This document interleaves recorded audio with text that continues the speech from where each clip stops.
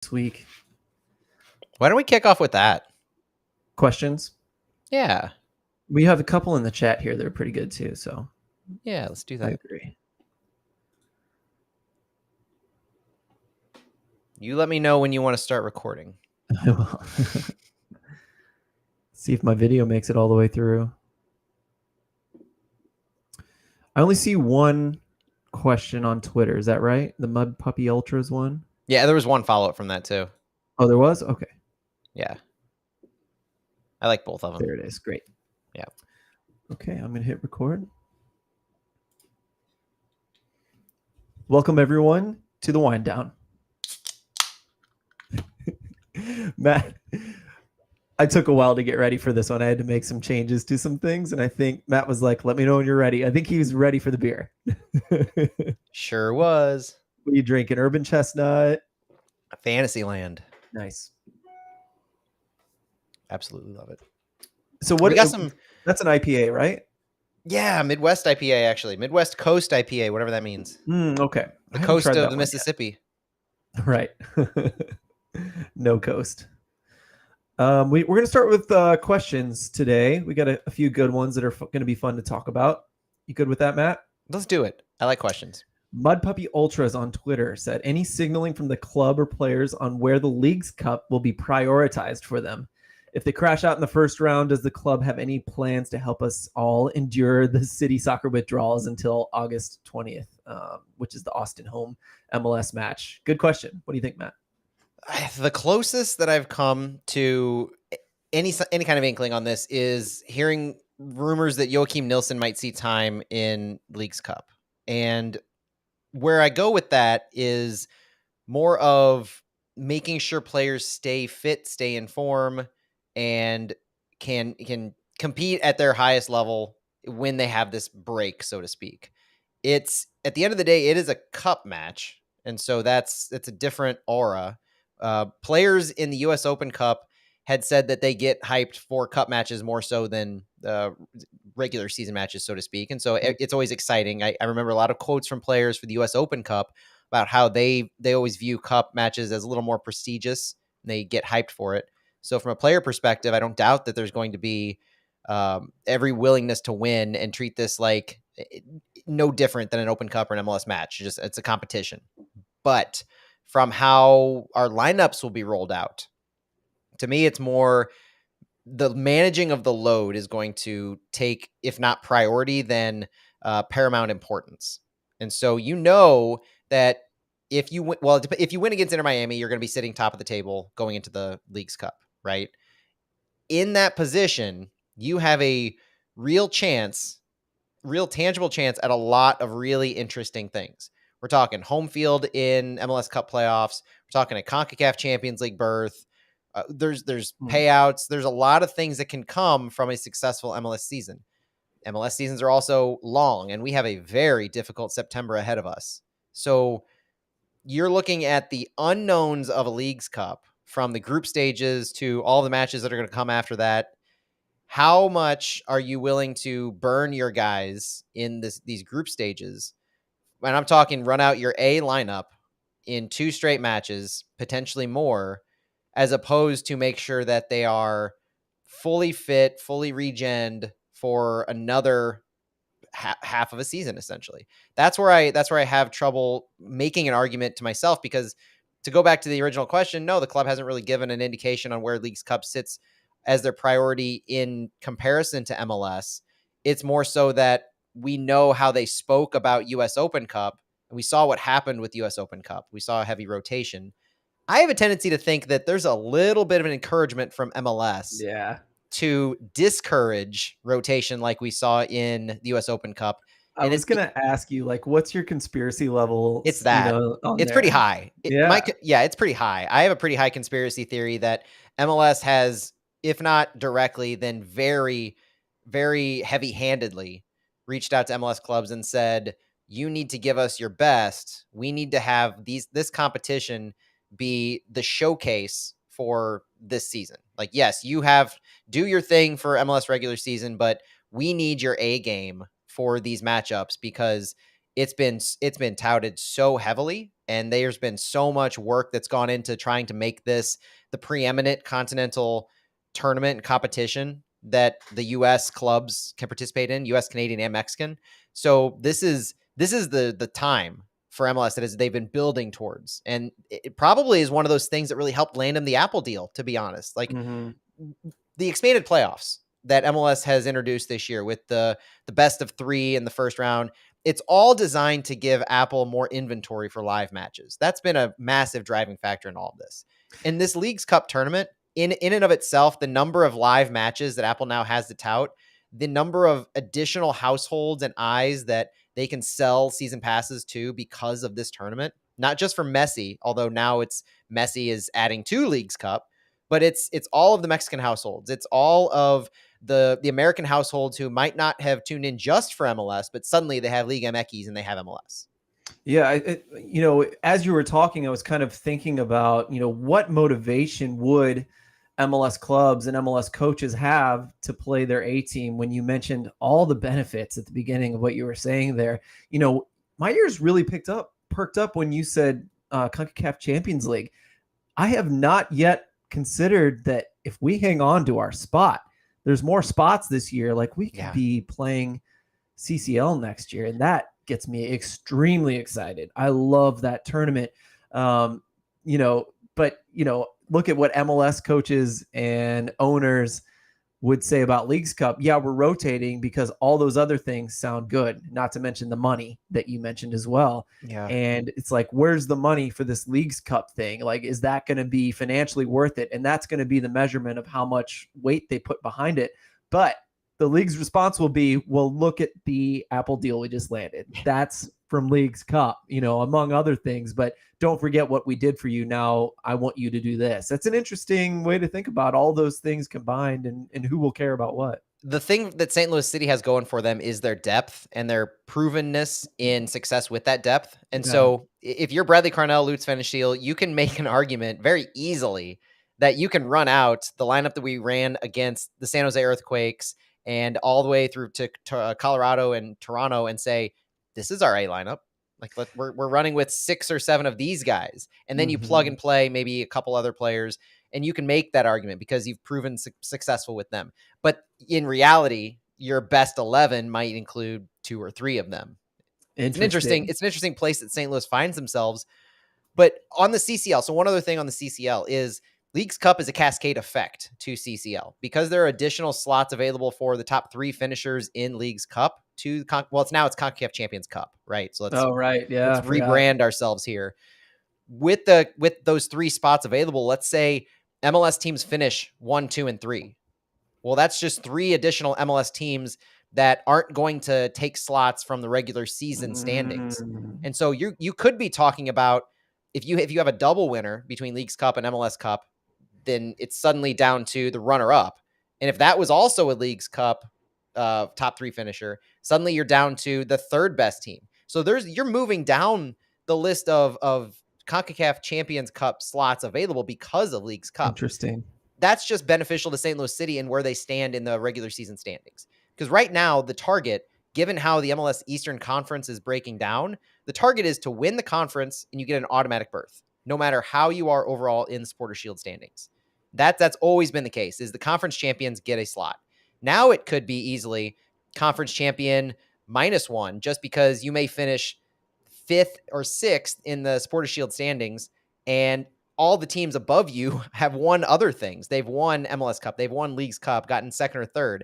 There's just so many paths now to the expanded CONCACAF Champions Cup that right now I see the regular season MLS as St. Louis City's best opportunity. So what you're saying is we should play the best 11 and have the game of our lives against Club America. That way we kick out the Mexican team and give ourselves more slots for MLS Cup. This is 4D chess is what we're playing right now. The MLS teams need to gang up on the Liga MX teams. That's 5 or 6D, I think, because that's a step or 2 beyond where I was even taking it. So you're purposefully talking about MLS teams knocking out Liga MX teams and then dropping down to their 2nd or 3rd tier roster to play each other so that they can own those top 3 spots. So I the need end I need goal 5 or 6 CCC slots the this end year goal for is for MLS. MLS to have that. I think they can have up to like 9 or 10 now at this Is it point. that many? I think so. Between US Open Cup, Wow. MLS, and Leagues Cup, it's insane. Wow. Well, let's get a USL team in there. There's been some good USL news this week. We won't Yes. touch on it, but it would be fun to talk about again. Yeah. I'm gonna use this to talk about this question and talk about. It leads right into this. Matt Zollner on Facebook asked, "Let's play what if? What 10 do you see on August 20th?" And against Club America, I think maybe you go your top 11, but I think for the most part, considering where we are in MLS Cup, you play your hungry 11. You play the guys who maybe feel wronged by how much they've been sitting the bench lately, and you just put them in and let them run their hearts out and just go crazy to try to earn a spot back for MLS Cup in the final run and for the playoffs for that matter. So I do think that's what I would do no matter what, whether you think everyone should go out for the League's Cup as a St. Louis fan or whether you should just, dump on the League's Cup and just play backups. I would just play the hungry 11. Whatever you think the most hungry 11 players are, you put them in. It's Austin FC that we're playing on August 20th. Oh, shoot. I'm so sorry. That's what I do for the League's Cup. That's my fault. I knew where you were going with that conversation. Yeah. So we should talk about August 20th. But what would you do for the League's Cup, Matt? Well, it depends on what you're talking about. It depends on how all that plays out because I'm assuming that we're going to get bounced fairly early from League's Cup. I don't know why. It's my conservative assumption. I still have that going on that's our baseline is be conservative with your expectations. And if we get bounced, I think, gosh, I don't know if I can name individual people because I'm biased towards who's successful right now. That's a long time to go. There's a lot of matches between then. And I need to hear from you too. Like, I wonder if did the loan rules change for League's Cup? That would be interesting. We need to look into that. I think they baked in League's Cup into most of the standard MLS rules. I think the loans still apply. That would have been cool to change that up a bit. Yeah, it would have. Like Schneider. It would have been cool to see Schneider or some other guys. Johnny Klein get another chance. That would be nice. I'm struggling with naming a 10 just because the big considerations are, besides health. Health is obviously always a consideration. It's how far do we go in Leagues Cup? It's at any given time, this City team has been so hard to predict because they'll throw guys randomly out there. They happen to succeed and they just keep it going. So if we get into a case, and there's another question here that I think works well in this conversation. If we get into a case where we are bounced from Leagues Cup, it's entirely going to depend on who's proving themselves in training and whatever else happens between that gap of time. And so it could be a half roster turnover from what we saw in Leagues Cup or end of the Inter Miami game versus who we see against Austin, just because of who's earned spots in training and who's outperformed each other behind closed doors.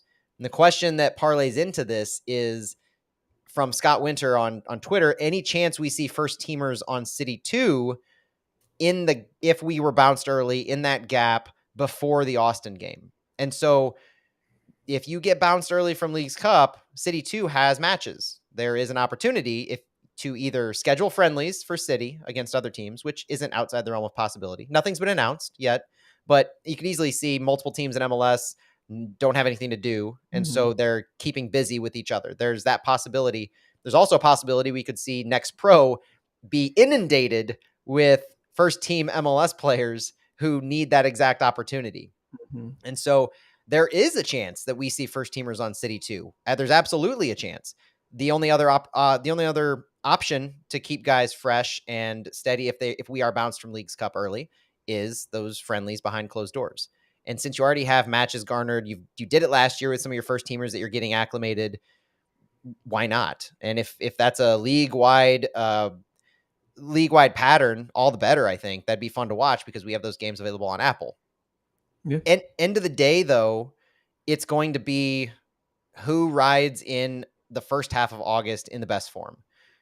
Because I keep going back to that San Jose game where it was supposed to be a rotation. It was supposed to be getting guys rest and going back to another roster. I'm pretty sold on that was not inherently meant to be the team that we run with for the next 3 games, but Hmm. it worked. And so any given match, things could start working and clicking. And Yeah. suddenly you Love that. have Jake Nerwinski and Kyle Hebert on as your left and right back. Suddenly you have Jared Stroud as a right wing back and Kyle Hebert as a left wing back, and Parker, Joachim Nilsson, Bartlett as your 3 center backs. Our formation completely shifts in that direction.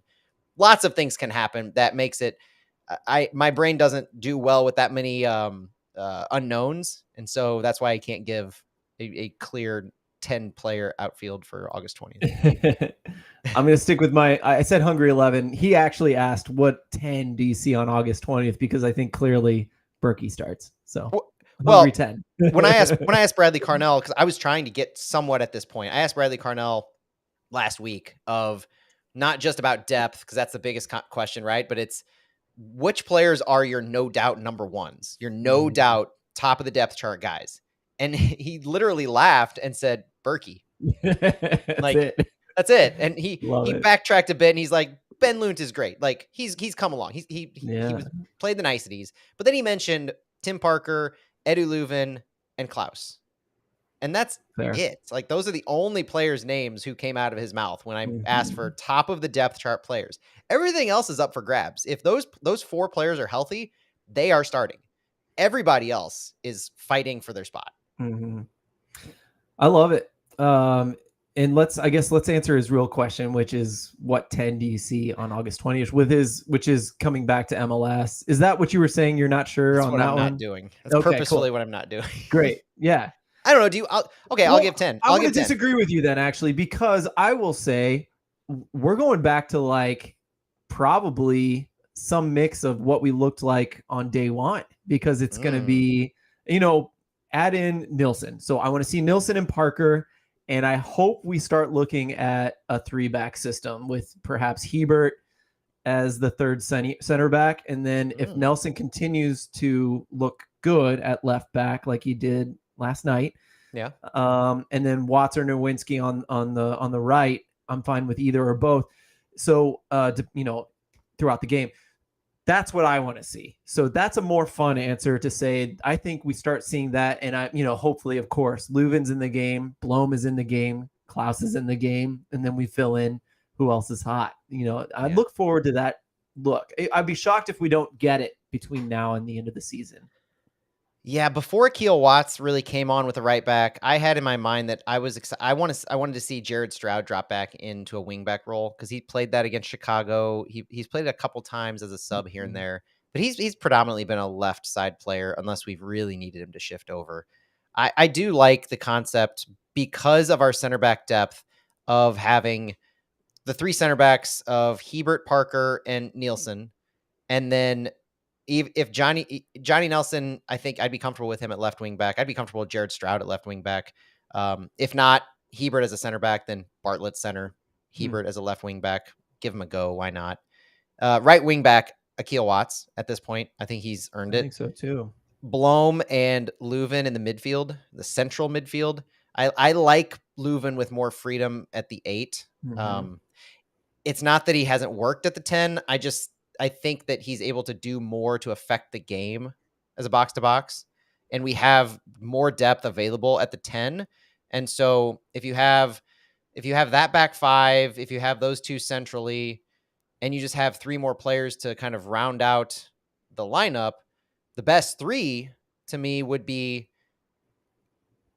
Klaus up top, AZ Jackson, and Indiana Vasilev.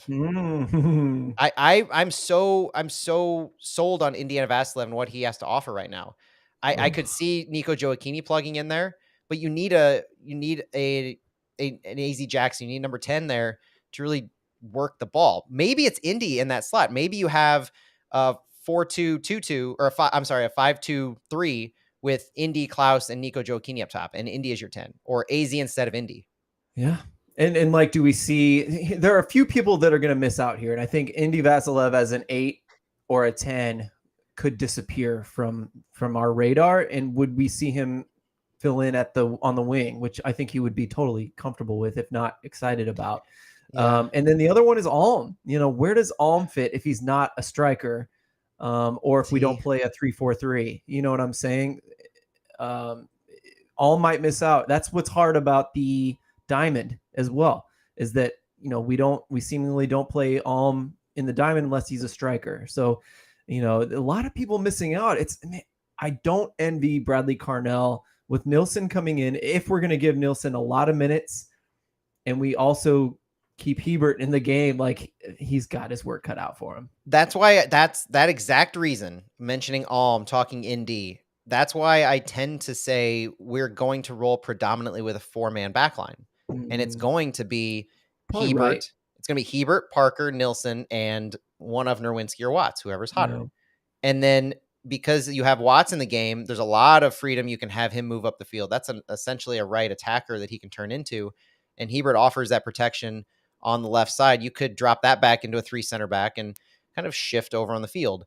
But it keeps an extra attacker in the game. It keeps an Indy or an Alm in the game when you're looking at Klaus and Leuven and AZ and needing Jabulu Blom in there and Jared Stroud. Yeah. Like there is an abundance of wealth in our attack. And I almost think we would shortchange ourselves to an extent if we drop back into 3 center back, utilizing wing backs when we have all of these great attacking options who so far haven't seen time or we've seen effective in a wing back type role. The argument against that is, my goodness, we have so many center backs, and really none are bad. I thought John Bell did a great job in that last game. Exactly. Yarrow and Bell have both proven themselves as capable. And so this is where the roster movement is going to be important. Does Lutz make a move for any one of these players to send out, whether it's on loan or whether it's a sell in the next couple of weeks? Because with all this abundance of wealth, he has an opportunity to reshape the roster given what he's seen players able to do. And I mean reshape in the sense of you've seen what John Bell can do in limited manner right now, but still he was successful against LAFC in the 60 minutes or so that he was on the field. You've seen Josh Arrow, Lucas Bartlett, Kyle Hebert, Tim Parker, Joachim Nilsson. You don't need that many center backs. You have John Nelson and Selmer Pedro as a left back on the roster. You don't need 3 left backs. Like, this is where you move the pieces around the board and you recreate the roster to fill certain holes in how you see the formation shaking out. Yep. And there's too many center backs. Matt Zollner just asked another question right on time, Matt. Like, really good question, because that's what I was thinking. He says, how important is Nilsson heading into the heavy load of games once Leagues Cup is over? I'm going to say not important. Not at all important. I think that's a hot take. Well, maybe. But to be honest, like, what we saw happen, like you said, against San Jose, we thought it was going to be, just a resting of a bunch of people and then back to the norm. And then it became what works, right? And yes, when Klaus is back, we play him. When Leuven is fully back, we play him. But if they're not back, are we super sad? I don't know. Like, are we going to get to that point with Nilsson? I think with Leuven, I'm super sad personally. But I think with Klaus, I was shocked. I was shocked how much Nico and the coaching staff and his support of all the players around him were able to get him to 8 goals this season already while Klaus was out. In his absence, I've been so impressed with that recovery to the point where I think we could lose about anyone and still coast to the playoffs at the end of this season, close to anyone, because we've now lost Klaus. We never have had Nielsen, and we lost Leuven as well. We need them back. I'd love to see us at our 110% with all those players, and we might feel that way about Nielsen in the future. But right now, listen, we have so many dilemmas on who to play. Everything we just said in the last 20 minutes, like, we're okay without Nielsen. So to answer your question, Matt, I say no, it's not a big deal if we lose Nielsen. He's not that important, but I think we're going to love him very shortly. And I get what you're saying. He's not. You're saying he's not that important in context of what our team has been able to do so far.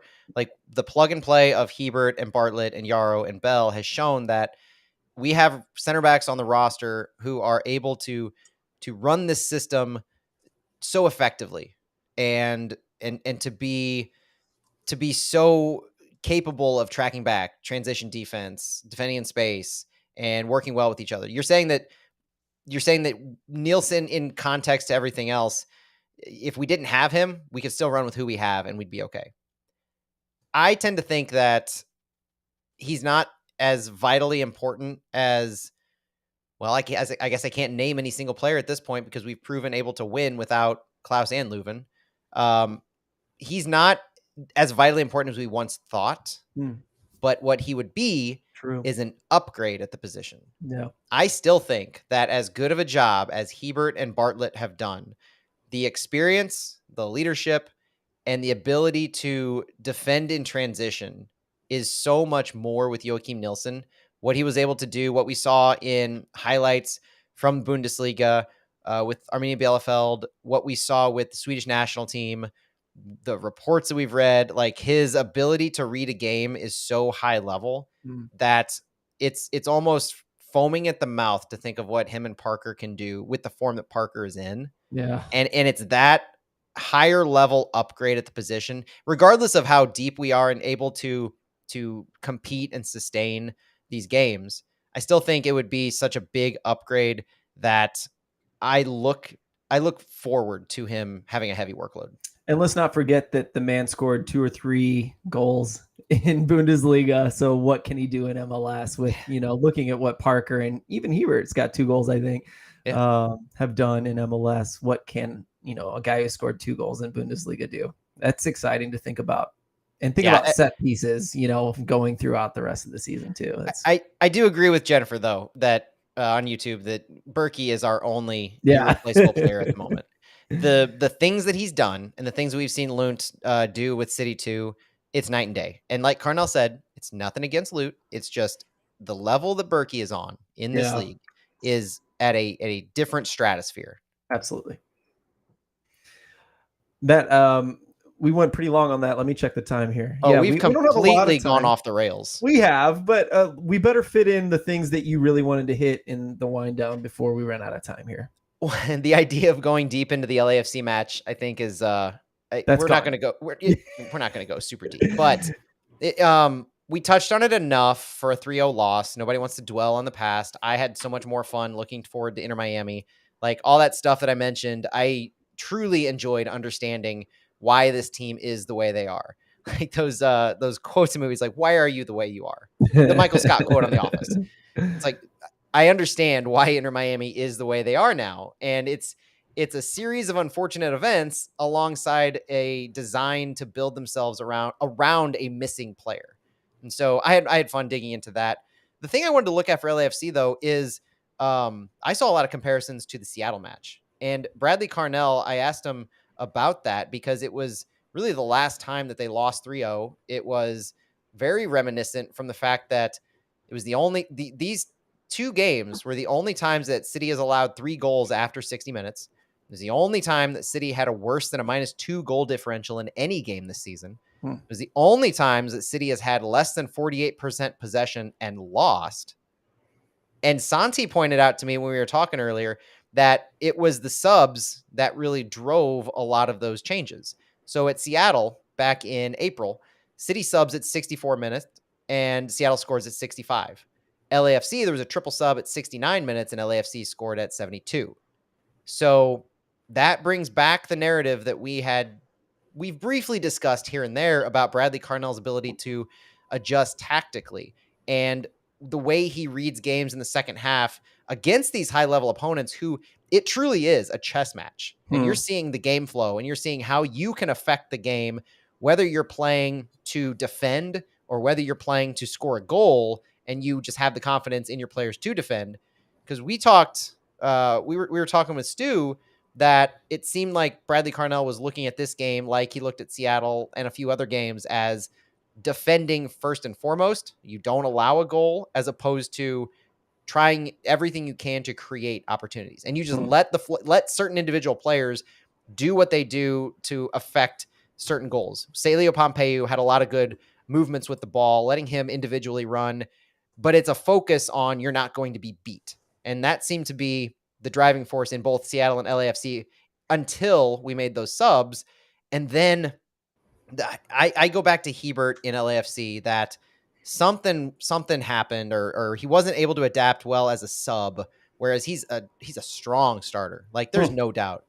Hebert is a great defender when he starts. But seeing him sub in, this might have been his first sub appearance, if not the first and second, very few times.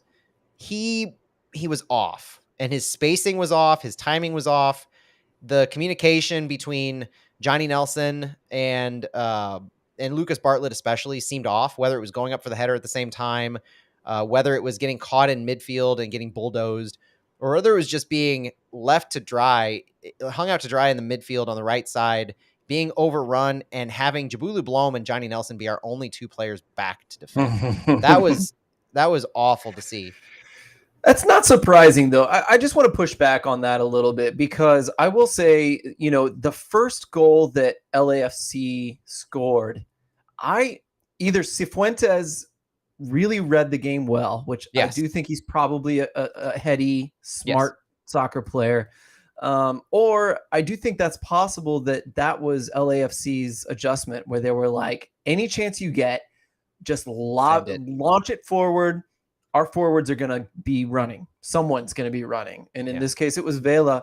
But Cifuentes, it didn't even settle the ball. It bounced off of someone, and he just launched it forward, and Vela was ahead. No one was going to catch him, even at his age that he is, the man, and, his finishing skills are great. So my argument is only this, that goal was especially good. It was tailor-made. It was a tailor-made goal against City, right? It was going to work 9 out of 10 times as long as you finish, right? And then from that point on, St. Louis is trying to score and sending men forward. So then the counter becomes even more viable and even more effective. So I'm just wondering if that's kind of what happened. I'm even wondering if at that point when Leuven came on and Stroud had come on, that Bradley was telling everyone to push forward, let's get this win, and then just backfired. I don't know. I think it's all possible, but no, I totally agree with that. And I definitely think that played into it because Kyle Hebert was so high up the field in every single one of these moments. And in the first goal with the Cifuentes pass, Hebert slipped. Like he slipped. I mean, that's why he wasn't able to track back quickly. In addition to being so high up the field, Vela had a perfectly timed run. Cifuentes had a perfect touch. Vela controlled the ball on the recovery so well. Like that was a picturesque pass and sequence for LAFC. And Hebert slipping it added all they needed to create their space. The other moments, I think it seemed like he was caught in the wrong space, so to speak, where he was trying to defend 1v1 in open space at or beyond midfield. And that's just not where he should be as a center back trying to attack the ball. And then so far out on the right side. And so whether I go back to communication, something between the fullbacks, it broke down. And I don't necessarily think that's anything to really dwell too much on because everybody has a bad game. Hebert had a bad game, had a bad few moments in the Nashville game. That was the only other time this year that I can really recall Hebert being ineffective in his 1v1s. And he was playing right back in that game. Like he had shifted 3 different positions. So it's these awkward, odd moments where he's not being given clear from the beginning direction that, okay, you're left back. Here's what your roles are. You can push high in this instance or no track back. Like Carnell gives that on the fly instruction. You can tell very easily if you watch him, or as a center back in alongside Parker. Like when he's not given those clear instructions, he's asked to move over and cover spots and be where he's not used to. That's where he breaks down. So I'm not reading too much necessarily into that for Hebert, but it's the transition defense in general that we have to shore up. And it hit us with Seattle. That's why we moved into the 3 center back against Seattle. And it hit us in LAFC, where your point is exactly what I thought, where Carnell said, we need a goal, put Leuven in, let Leuven drive the offense at the 10 and rely on Vasilev and Blom in the central midfield. But we were beat on the wings, and that's in the wings and the outside channel on their right side for that third goal. But it wasn't anything that we could really affect. Sam Adeniran wasn't as impactful as he had been the previous games. He wasn't able to work with Leuven very well, it seemed. AZ Jackson, He didn't have much going for him. We didn't have very many shot opportunities. It's just that the flow of the game and the way that the subs entered seemed disjointed to me. Mm-hmm. And so that's why when we were talking about lineup predictions against Inter Miami, there is that unknown when you reinsert Leuven into what we've been doing the past 3 games. It's basically which version of City this year does Leuven play a part in, and Yeah. which one can he be most successful in? Is it the one right after we lost Klaus and we found our flow with Indy at the 10? Is it the one where Leuven wasn't on the field and we found our flow with AZ at the 10 and Sam as a second striker? Like where does Leuven slot in, and what formation can we run that best utilizes him in addition to the other players who are in form from recent games? I've said it a few times, and I think more than any other time in this season, as guys get healthy, it is more and more dilemmas for Bradley Carnell. Who to play? What does our team look like? At first, I think we were relying on our designated players, and then a whole team of no designated players looked so good against several MLS teams. Yep. Most of them weren't great, so maybe that plays into it. But anyway, lots of dilemmas. I don't envy Bradley right now. No, not at all. I think that's all that I have from the LAFC game. We That probably I really need to wanted. wrap it up. Actually, do you want to do one more short thing? Well, I was gonna give a little preview of the Leagues Cup, but we're getting into that next week. I think Santi and I can touch on that on Fallout, where we look ahead to what we can expect from after Inter Miami. There's the All-Star game next week and then Leagues Cup. Do you want to end it on that fun, weird story that happened today at the end of the week? I don't think it deserves a lot of time anyway, so let's do it quickly. No, it's this weird thing where supporter sections in MLS have rules of what's allowed in that section. And it's because it's the supporter section that is they are the most fervent, the loudest. They're the focal point of celebrating your club, the most passionate fans that are standing, cheering, chanting, making all the noise for your club for 90 minutes. Every single club that I've ever seen, and all the stadiums, MLS stadiums that I've been to, have had signs outside of their supporter section, their members only, or whatever they call them in Kansas City, that say opposing team gear is not allowed in the supporter section.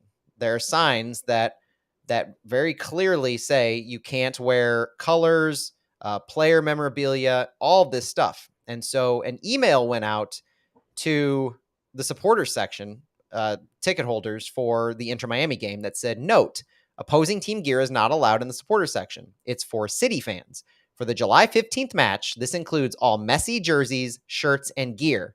Miami, Argentina, Barcelona, Paris Saint-Germain, Newell's Old Boys, and Grandoli. All listed out. The St. Louligans, as the largest supporter group in St. Louis, a general heads up, common courtesy, tweeted out today, Sunday, be aware for Saturday, and they circled the message, basically being the messenger of this, just so nobody runs afoul, because this isn't just even though this has been a rule in MLS stadiums and supporter sections that has been fairly obvious. Like, it's obvious why that's a thing. You're not going to allow Atlanta United fans to just come and buy tickets into your away section, because that's what it gets to, right? It's not just, we're not talking about your 12-year-old fan who you're introducing into soccer and saying, oh, you've been a fan of Messi for the past 8 years, come to a City game, his team is playing. It's not that. It's we don't want Inter Miami pink, or we don't want Sporting Kansas City blue in our supporter section, because that's where this narrative would go. It's not one-time exclusion for, oh, it's Inter Miami if you're Messi. Imagine how that would go for Inter Miami opponents later in the season if it's like, oh, you're fine as long as it's a Messi jersey. You'd end up with Barca, you'd end up with Argentina, Messi. Everything would be Messi oriented. The numbers, the infiltration of opposing fans wearing Messi Argentina jerseys would be all over the place. Like, it's a terrible precedent to set. And this is my opinion, coming from a supporter background to an extent. And so I didn't really have a problem with that, but the 276,000 views, the 110 quote tweets, and the 53 retweets as of our recording on Thursday tend to give me reason to believe that some people have a problem with it. And Goodness gracious. some of the responses, nerds, this is ridiculous. A lot of the things about, would hope this always applies for things like USMNT or Pulisic kits as well. And it's like, this has always, like, there's a lot of misunderstandings, I think, that's going on here. It's a lot of assumptions that this is a new rule, that there's an exclusionary tactic at work here, a misunderstanding that this is the supporter section only. And I feel bad for the Luligan account that had to absolutely deal with this, Hmm. and all of the vitriol from not just St. Louis, but there was opposing fans that really went in on. I saw a New England Revolution fan account that went in on this, acting as if it was a new rule that St. Louis developed, and it's, why did we let this team in the league? And that to me was it was an obvious issue, that there's a misunderstanding across the league of what actually goes on in your own stadiums. It's interesting. I didn't join that Facebook group for a reason. It's been a little bit like this all season. And this is just kind of seems like peak, this is something was going to set it aflame. And this was the thing, surprise, surprise, it had to do with Messi or something. Right. And also surprise, surprise, it has to do with an MLS rule that is marketing related, that is anti-romanticism, which is a thing that I typically will feel about these kinds of situations. But I just know that I've had multiple people text me and be like, what is up with this fan group that aren't like massive soccer fans? They follow soccer, they follow USA, and they're big fans. They got seats of St. Louis, but they're all like, what is happening in this Facebook group? And I think perhaps that's a sign that, we all know when Twitter and Facebook and even Instagram starts getting out of control and no one's being real humans anymore. They've switched to this weird robot, I hate everything, social media, internet person. And so, I think we can probably chalk it up to that. People need to calm down. And I think a lot of us, this is going to be a little snobby, and maybe I'm going to set these people aflame on my own here. But, at STLFC, it was such a cool environment. It was, 4,000 people at most on most days, 4 to 5,000 people. And these people cared a lot. They were like people who enjoyed having a good time. They might be super soccer nerds, and this is the best soccer they can get in St. Louis at the time, which I believe is the case. And it was just such a cool environment. There were weird little fights, but they're always like such hipster little fights. Well, now we've got 22,000 people coming to a game every week. I've touched on this before. Guys, we got like former Rams fans coming to games. We got Battlehawks fans. We got Cardinals fans who are expecting a win every week. Maybe not this season, but these people are used to winning. And so they're freaking out about LAFC and a rotated lineup. Like, guys, like, if you're listening to this podcast, you're probably the nerds that are used to that STLFC environment, that like romanticism of soccer and whatever. Have a good time. We're going to cheer on our guys no matter what. Local, city, club soccer, even club soccer over country. These are the things that we care about. And all of this, whatever, is outside of that. Let's not get too caught up on silly things. Let's have a good time despite a weird MLS rule, or let's have a good time despite what people are saying in this Facebook group. And I just wanted to get on my soapbox for a second on that one. Yeah, and this rule existed for St. Louis FC. Like, that's interesting. Section 8 over at the corner, you couldn't wear opposing that wasn't a thing people could do. Like, it wasn't as overly advertised, but I think that just speaks to the fact that this is a progression in exposure that we're experiencing, and we're dealing with it. This is the negative to facing Inter Miami in the match before Messi comes, is that we are the target of all of this right now because of just the scheduling, and not Messi being announced the day after our game and unveiled the day after our game. Everybody knows he's training with Miami right now. Everybody knows he's joining. People are still probably somewhat expecting him to debut for Miami against St. Louis. Like, all these things that there's not a level of deep-seated research that goes on to the predominant portion of our fan base. And that's not a problem. Like nobody needs to go as deep as you or I do. Like to truly enjoy the game. Like everybody enjoys the game on their own level. And some people enjoy the game to the level that they just want to grab a jersey of their one favorite player and wear it to every single match they go to, Mm. regardless of team. Like they may be a Columbus Crew fan and they just are a diehard Messi fan and they just want to wear their Messi jersey because it's soccer. And they just want to wear a soccer jersey of their favorite player to a random soccer match they go to. Like that happens in St. Louis. It's a I think that it is a minority of the fan base that would apply to, but there are certain examples of individuals that definitely does apply to. And more power to you.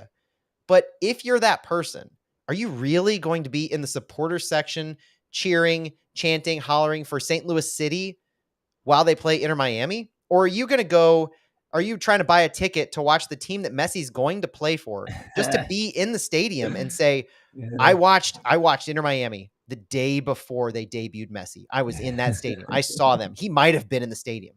If you're that guy or girl or person, you're going to probably be in a seat somewhere else, having bought a ticket and just casually watching the game, maybe just walking the concourse. You're not going to be in the supporter section. This whole thing to me is a little bit of just an overblown overreaction Yeah. to something that's already there and probably won't even affect the people who are apparently having the issue and taking their frustration out on social media. Yeah.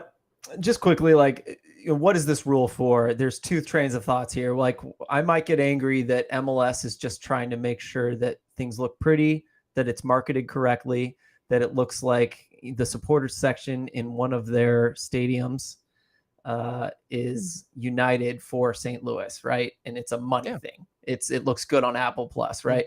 So that's one way to look at it. Is it only money? Is it greed? Is it marketing? Is it totally lacking in romanticism? Well, on the other hand, perhaps a club wants their supporter section to be totally united behind their club. And so you could see it in a totally romantic way. I think if you go to either extreme, you're going to be wrong at some point. You know what I mean? So I think we need to think of both of these situations and think, are we going to get angry about one and happy about the other? Or both true at the same time? It's MLS, everybody. This is part of being an MLS. I'm not saying it's right. I'm not saying it's my preference, but I am saying this is what comes with the big stadium, with the Klauses and Leuvens and the millions of dollars. This is what we asked for, everyone. And so sometimes we got to deal with a silly rule like this, but perhaps we can look at it in a positive light rather than getting angry at each other. We're all St. Louisans, for goodness sake. Yeah, and the introduction of Messi is where it all changes. We've talked about the progression of from St. Louis FC to St. Louis City, the magnified eyes, the higher numbers, the bigger stage. This is the biggest stage that MLS has ever experienced. The introduction of the greatest, the arguably true. the greatest player in the history of the sport to their league, and there are going to be probably growing pains at this level where having individual clubs deal with how to handle fan response, how to handle ticket sales. Because a rumor that I saw on Twitter is that clubs are starting to discuss, should we make Inter Miami games opt-in for season ticket holders to where they have a right of first refusal, but they could be sold at a separate package type of a thing. I don't know how true that is. I just saw one comment to me said, but it's an interesting notion. That's the kind of world we're living in, though. Yeah. And so when you have these things about no Messi kits from any of his clubs, you're getting to an opposition player, even though it's a jersey of a team that you're not playing, you're still supporting a player who is signed to that team. And that's, you don't run into that problem when it's not Is this Messi. single entity or what? You don't run into that problem if it's not Messi, right? Like it's so funny. You don't have Hani Mukhtar kits from teams he's played for previously running around out there. Yeah. You don't have Is David Miami Beckham going to be mad that they can't wear Klaus jerseys in their supporter section? Right. Now, the interesting, so I just talked myself into the funny thing is I wonder how David Beckham was handled in this. I know, me Was too. it as big of a deal if people had thing. Beckham United jerseys when the Galaxy came to town? I don't know. It was a different world in MLS at that point. There are far fewer eyes on it. It wasn't.